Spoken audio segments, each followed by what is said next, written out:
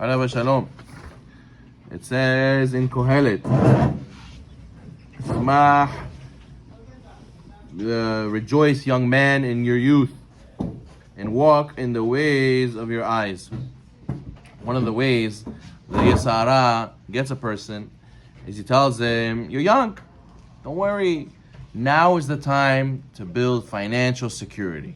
Make sure, rabota, so that you will be settled, so you will be successful, in order that you should have for your kids, how you're going to make weddings, how you're going to buy the house. You got to work. Later on, you'll have many years to enjoy, many years to sit and relax. The person works day and night to put money in his bank account, and he neglects to put merits in his heavenly account. When it's too late, he realizes time ran out. He's too old and too weak to enjoy what he works so hard. So the guy work. He's like, I'm going to buy that Ferrari. I'm going to go and buy that house. He goes, he works, he becomes 50, 60. He already doesn't enjoy from anything. He's already too old to appreciate and to go spend the money that he wanted to go spend. There was a swindler who came to Nashal. He came to, his name was Lavan. Yeah, he invited the wealthy Abdallah to his house to conclude some business. This is the Ben Ish Chai's names that he gave. So he said, wait here while I get official papers from the office, from the government office, Lavan said. So he left. He left Abdallah in the waiting room and went to give his wife instructions. A few minutes later, Lavan's wife, somebody who was very, very good looking, came to the living room. He said, my son, he's gone. Where is my son? So Abdallah understood this woman is looking for Lavan, and Lavan is her son. So he said, don't worry, you went to go get some papers. He'll be back soon. So he said, oh, okay, thank you.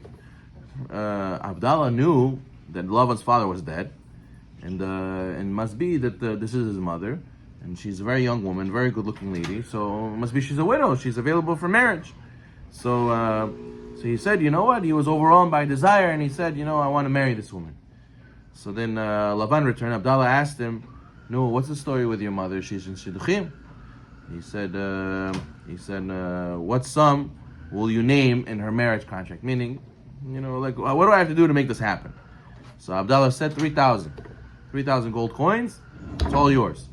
So he said, okay, no problem.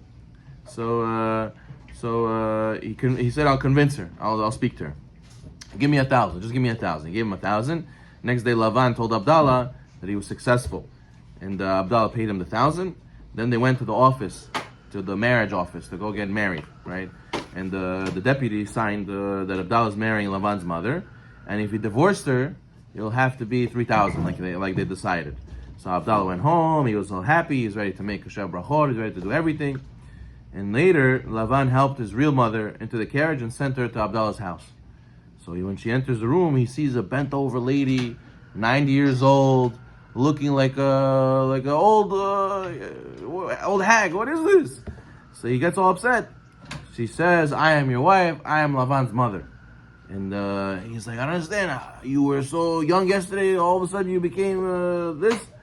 So then she said, fool. The woman you saw yesterday was Lavan's wife. And I am his mother. How do you think this young woman could be married to this, to be the mother of this young man? So he was so upset, and he couldn't even eat. He ordered so much food, and he had no appetite. He was so upset. And the next morning, so he realized he was deceived, and he went to Lavan. Obviously, the guy's name's Lavan, right? He went to Lavan, and he comes with his eyes are black. He sees Abdallah. He's like going out of his mind, and he went to his home and he complained. What is this? And Lavan says, what do you mean? This is a deal. And it took him to court, and he says he has to pay. So what happens? This is the Yetzer Hara does to us. When we're young, he says there will be many years for you to enjoy. The Yetzer Hara makes it look like the young wife. You're young, you don't have time, don't worry. Why? You toil now and you'll enjoy later. Toil now, you'll learn later, you'll have time later. By the time the wedding comes, the time comes to enjoy your money, who walks in? The old hag, the old lady, the old 90-year-old lady on the cane, and you're like, what happened to my life? What happened to my mitzvot? What happened to my zechuyot? It was all gone. And that's how the Yetzer Hara gets you. That's why King Solomon says, Zchor borecha yemei b'chorotecha. Remember your Creator in the days of your youth. before the bad days come and the years draw nigh. And when you will say, I have no pleasure in them. Because if you mavatal Torah now, the Pirkei Avot says, there will be a lot of reasons to battle the Torah, to cancel the Torah later. The Pasuk in Shmuel Bet says, a traveler came to the rich man, and he was sorry to take care of his flock and his herd to prepare for the guests who come to him. But he took the poor man's lamb and prepared it for the man who came to him. Right? So a traveler came to the rich guy, and the rich guy, what did he do? He took the poor man's lamb to serve it to him as the meal for the guest. So the mashal is that the rich man is the evil inclination coming to a person and convincing him to do a sin against another person, the poor man. So the evil inclination, the sages say, he's called a traveler. He's called a traveler. He doesn't live by you. He comes and goes. But what happens is that he starts as a traveler. Then he becomes a guest. And then he becomes the master of the house. There's 3 steps. The person has to be very careful. There's a famous mashal, right? The guy goes to the homeowner. And he says, let me buy just one tile on the wall. And he says, I'll pay you 10,000. Oh yeah, 10,000, no problem. What a sucker! I'll take his 10,000. He takes his 10,000, and the next day he comes. He says, I wanna access my tile. Okay, you come in, no problem, come. He goes and he looks at the tile on the wall. He starts putting a nail. He says, what is this? He says, what do you mean? This is my tile. I can do whatever I want. I put a nail here. What's the problem? Okay. He goes and he comes the next day. He says, what can I help you? He says, I want to access my tile. Okay, come in. He comes in. He starts hanging coats. He starts adding another nail. He says, what is this? What do you? This is my living room. What are you doing? Yeah, this is my tile. You can't tell me what to do. I'm not using any other space. I'm using my space. Next day he comes. Knocks again, he hangs his bag of stinky fish. Horrible, smelliest fish ever. And he says, what is this? The house smells. He says, listen, you can't tell me what to do. I didn't do anything wrong. I'm using my tile. They had to stand outside the whole day. They couldn't even use the house. They couldn't even sleep there. Ended up he became a squatter, and they ended up getting the house. Why?